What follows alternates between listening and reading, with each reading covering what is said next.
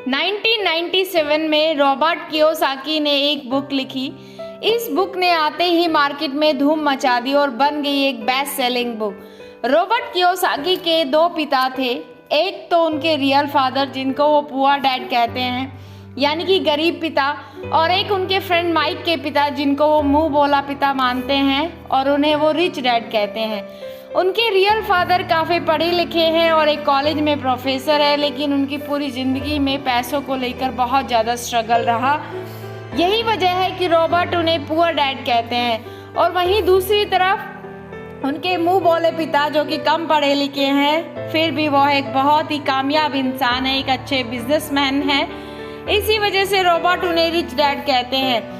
Robert Kiyosaki अपनी book rich dad poor dad में बताते हैं कि जब वो 9 साल के थे तो दूसरे अमीर बच्चों को देखकर उनके मन में भी अमीर बनने की तमन्ना होती थी, और इसलिए एक दिन उन्होंने अपने पुअर डैड से पूछा कि अमीर कैसे बना जा सकता है। लेकिन उनके जो रियल फादर थे उनके पास इसका जवाब नहीं था, और उन्होंने कहा कि तुम अपने दोस्त माइक के पिता से इसका जवाब पूछो, वह तुम्हें इस सवाल का जवाब जरूर दे सकते हैं। और फिर रॉबर्ट अपने रिच डैड के पास जाते हैं और वहीं से उनकी फाइनेंशियल एजुकेशन की एक बहुत ही महत्वपूर्ण सिलसिला शुरू हो जाता है। उनके रिच डैड उन्हें लाइफ में डिफरेंट स्टेज पर हमेशा अमीर बनने के लिए कुछ इम्पोर्टेंट लेसन बताते हैं। और इसी के साथ ही इस बुक में उन्होंने कई सारी चीज़ें बताई हैं, जैसे कि हम पैसों को किस तरह से मेंटेन करें, पैसों को कैसे काम पर लगाया जाए, ऐसी कौन सी गलतियां हैं जिससे गरीब हमेशा गरीब रहता है। और इसके अलावा वो बताते हैं कि अगर एक इंसान भी इसमें दिए हुए रूल्स को फॉलो करता है तो वह जल्दी ही अमीर बन सकता है। तो अब हम बात करते हैं उन इम्पोर्टेंट लेसन के बारे में। तो नंबर 1 यहाँ पर आता है, रिच लोग कभी भी पैसों के लिए काम नहीं करते। जनरली लोग अमीर बनने के लिए बहुत मेहनत करते हैं। उनकी कोशिश यही होती है कि उन्हें एक ऐसी नौकरी मिल जाए जिससे कि हर महीने उन्हें अच्छी सैलरी मिलती रहे, और नौकरी मिलने के बाद वो पूरी डेडिकेशन के अपनी जॉब पर जाने लगते हैं। और इसी के साथ वो एक ऐसे ट्रैप में फंस जाते हैं जहां से वो कभी बाहर नहीं निकल पाते हैं। और कई सारे लोग इस तरह से अमीर बनने के लालच में एक रैट रेस का हिस्सा बन जाते हैं। उन्हें पता होता है कि महीने के एंड में सैलरी मिलने वाली है, और इसी वजह से वो लोन पर एक बड़ा घर गाड़ी खरीदते हैं, क्रेडिट कार्ड्स, महंगी चीज़ें खरीदने लगते हैं और फंस जाते हैं ऐसे ट्रैप में जहां से निकलना फिर बहुत ही मुश्किल हो जाता है। क्योंकि आपने जो चीज़ें लोन पर ली है आपको उसका लोन पे करना है, और उस लोन को पे करने के लिए आपको कई साल तक नौकरी करनी पड़ेगी, और आपकी नौकरी में से मैक्सिमम अमाउंट आपको लोन पे करने में चला जाएगा। और इसी तरह से कई सारे लोगों की ज़िंदगी लोन पे करने में ही निकल जाती है। अब सवाल ये आता है कि पैसों के लिए काम ना करें तो क्या करें। अमीर लोग कभी पैसों के लिए काम नहीं करते, वो कुछ ऐसा करते हैं जिसकी वजह से पैसा उनके लिए काम करता है। वो ऐसा करते हैं, इसका जवाब आपको आने वाले कुछ पॉइंट्स में मिल जाएगा। लेसन नंबर 2 है, लोगों को फाइनेंशियल एजुकेशन सिखानी क्यों ज़रूरी है। दूसरे लेसन में रॉबर्ट ये सिखाते हैं कि इंसान को पैसों की समझ होना बहुत ज़रूरी है, लेकिन आमतौर पर दुनिया के हर देश में सब तरह की पढ़ाई होती है सिवाय फाइनेंशियल एजुकेशन को छोड़कर। ऐसा इसलिए क्योंकि हमारा सिस्टम ऐसा बना हुआ है कि खुद पढ़ो, अच्छे नंबर लाओ और फिर एक अच्छी जॉब या नौकरी करो। और सच्चाई ये है कि किसी भी तरह की जॉब आपको कभी अमीर नहीं बना सकती। मान लीजिए कोई भी इंसान पढ़ लिख कर डॉक्टर या इंजीनियर तो बन जाता है, पर वे 9 से लेके 5 तक की नौकरी के चक्रव्यूह में फंस जाते हैं। जैसा हमने फर्स्ट पॉइंट में बात की थी, इसी 9 से लेके 5 के चक्रव्यूह से बाहर निकलने के लिए रिच डैड ने एसेट और लायबिलिटी के बारे में बताया है। एसेट उन चीज़ों को बोलते हैं जिससे आपकी जेब में पैसा आता है, और लायबिलिटीज़ उन सब चीज़ों को कहते हैं जिससे जेब से पैसा जाता है। एग्जाम्पल के तौर पर अगर आपने अपने किसी घर को रेंट पर दिया है तो उसे कहते हैं एसेट, क्योंकि वो आपके जेब में पैसा डालता है। और वहीं दूसरी तरफ अगर आप एक नई कार लोन पर लेते हैं तो वो कहलाती है लायबिलिटी, क्योंकि वो कार आपकी जेब से पैसा निकालती है। और अमीर बनने के लिए सबसे ज़्यादा ज़रूरी है कि आप अपने एसेट खरीदें और लायबिलिटी को जितना हो सके उतना कम करें। और ये सब बातें आपको दुनिया की किसी भी स्कूल में नहीं सिखाई जाती, क्योंकि वहाँ पर तो सिर्फ आपको एक अच्छी जॉब को हासिल करने के लिए ही आपको प्रेरित किया जाता है। ये कभी भी नहीं सिखाया जाता है कि हम पैसों को कैसे ग्रो कर सकते हैं। इसलिए फाइनेंशियल एजुकेशन का सीखना बहुत ही ज़्यादा ज़रूरी है। और अब आते हैं थर्ड पॉइंट पर, अपने काम से काम रखिए। इस लेसन में रिच डैड बताते हैं कि एक आम जॉब करने वाला इंसान कोई भी ऐसा दूसरा काम कर सकता है जो उसकी इनकम को बढ़ा सकता है। इसके लिए ज़रूरी नहीं है कि शुरुआत बहुत ही बड़े लेवल पे की जाए, क्योंकि हर किसी के पास इतना पैसा नहीं होता। आप अपनी नौकरी करते हुए कोई भी अपना पसंदीदा काम कर सकते हैं। एग्जाम्पल के तौर पर अगर आप स्कूल में टीचर हैं या आपका प्रोफेसर हैं तो ये आपका एक प्रोफेशन है, ये आपका एक बिजनेस नहीं है। बिजनेस वो होता है जो आप खुद शुरू करते हैं। एक बार मैकडॉनल्ड के फाउंडर रे क्रॉक एक स्टूडेंट क्लास में स्पीच दे रहे थे। स्पीच के दौरान रे क्रॉक ने वहाँ मौजूद स्टूडेंट से पूछा कि आपको पता है कि मैं क्या बिजनेस करता हूँ। तो सभी स्टूडेंट ने कहा कि आप हैमबर्ग के बिजनेस में हैं। ये जवाब सुनकर क्रॉक को हंसी आ गई और फिर उन्होंने कहा कि मैं हैमबर्ग का बिजनेस नहीं करता हूँ, क्योंकि मेरा काम रियल एस्टेट का है। ऐसा इसलिए क्योंकि जब मैं मैकडॉनल्ड की फ्रेंचाइज खरीदने के लिए देता हूँ तो उसको ज़मीन भी खरीदनी पड़ती है।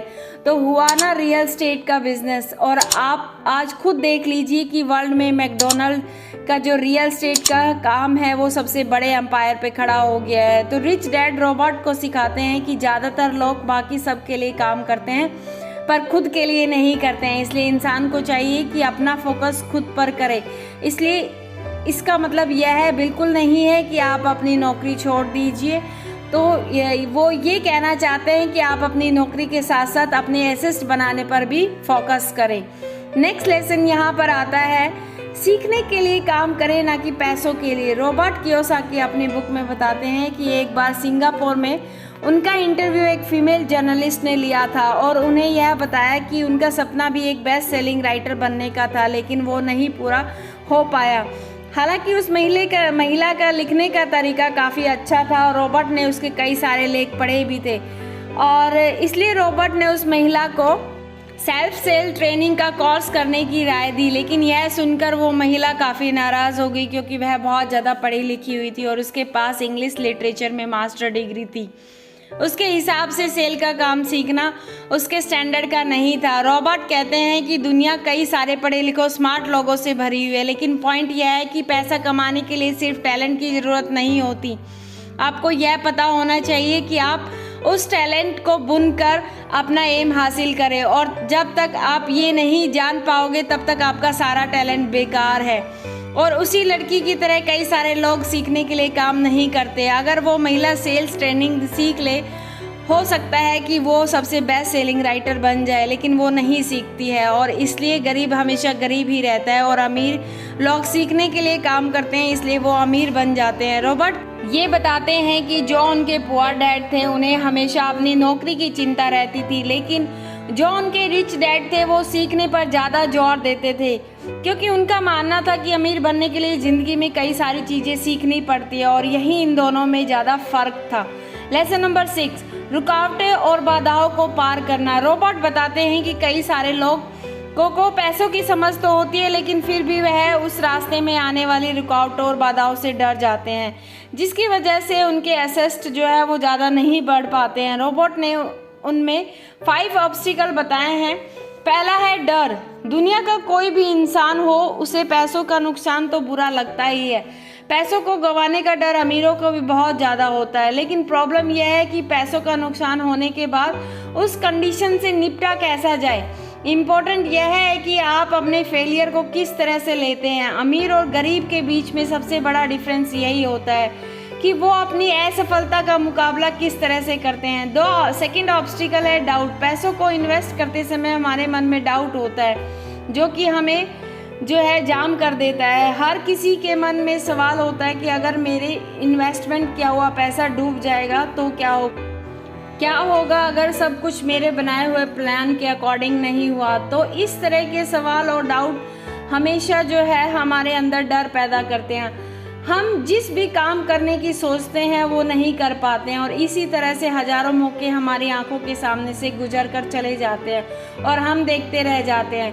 थर्ड ऑब्स्टिकल है आलस्य, जो कि हमारा सबसे बड़ा दुश्मन है, जो हमें आगे बढ़ने नहीं देता है। रॉबर्ट कहते हैं जो ज़्यादा बिजी होते हैं वो सबसे ज़्यादा आलसी होते हैं। ज़िंदगी में हर टाइम पैसों के बारे में काम करने वाले इंसान को ये समझना चाहिए कि हर चीज़ की अति गलत होती है। आप आलस्य को दूर करने के लिए काइजन टेक्निक का यूज़ कर सकते हैं। चौथा ऑब्स्टिकल है बुरी आदतें। रॉबर्ट कहते हैं कि अगर दो लोगों में कंपैरिजन किया जाए तो दोनों की आदतों में बहुत ही फ़र्क मिलता है। साथ ही रॉबर्ट ये कहते हैं कि जो सबसे पहले खुद को बेच देते हैं, इसलिए वो फाइनेंशियल और इमोशनली जो है वो अपने आप को नहीं समझ पाते हैं। उनके कहने का मतलब ये है कि हर महीने जब आपके पास पैसे आते हैं तो सबसे पहले आप अपने उस पैसों में से अपने इन्वेस्टमेंट और सेविंग के पैसों को अलग कर दीजिए और उसके बाद अपने बिल वगैरह को चुकाइए। अगर अमीर बनने की ख्वाहिश है तो ये आदत आपको डालनी पड़ेगी। भले ही हर महीने कम ही पैसा क्यों ना आए, तो सबसे पहले खुद को पे करें, उसके बाद दूसरों को दे। इससे आपको दो फायदे होंगे। पहला तो आपका अपना पैसा बढ़ेगा और दूसरा आपके सामने कमाई के कई सारे अवसर आ जाएंगे और आप उसका फ़ायदा भी उठा पाएंगे। फिफ्थ ऑब्स्टिकल है अहंकार यानी कि ईगो। रिच डैड यह भी कहते हैं कि कुछ लोगों में अहंकार बहुत ही ज़्यादा होता है और इसका यूज़ वो अपनी अज्ञानता को छुपाने के लिए करते हैं। वो कहते हैं कि मुझे जो भी नॉलेज दे मैं उसकी बदौलत पैसे कमाने में कामयाब हो जाता हूँ और जो चीज़ें मैं नहीं जानता पहले मैं उसको जो है जानने की कोशिश कर देता हूँ या फिर वहाँ मेरे पैसे डूब जाते हैं। इसलिए अगर आपको किसी चीज़ की जानकारी नहीं है तो अपनी ईगो को साइड कर दीजिए और अच्छे से सीखने में जो है अपना समय जो इन्वेस्ट करिए, उसके बाद आप नुकसान से बच सकते हैं। तो चलिए एक बार फिर से समरी देख लेते हैं। तो रॉबर्ट सबसे पहले बताते हैं कि उनके जो गरीब पिता हैं और जो अमीर पिता हैं उनकी लाइफ में क्या डिफरेंस होता है। उनके जो रिच डैड से उन्होंने सीखा है वो अपनी बुक रिच डैड और पुअर डैड में बताया हुआ है। लेसन नंबर 1 है कि अमीर लोग पैसों के लिए काम करते हैं। लेसन नंबर 2 है लोगों को फाइनेंशियल एजुकेशन सीखना क्यों ज़रूरी है। और इस पॉइंट में हमने बात की कि लोगों को हमेशा अपने एसेट्स खरीदने पर ध्यान देना चाहिए, लायबिलिटी को कम करना चाहिए। लेसन नंबर 3 है अपने काम से काम रखो। लेसन नंबर 4 है सीखने के लिए काम करें, पैसों के लिए नहीं। और लास्ट में जो लेसन है उसमें है जो रुकावटें आती हैं उनको हमेशा पार करते हुए चलिए। ये जो 5 बाधाएं हैं आप इनको दूर करिए और आप हमेशा जो है एक अच्छे पायदान पर पहुंच जाएंगे। ये थी आज की वीडियो। अगले वीडियो में जल्द मिलेंगे, तब तक के लिए जय हिंद।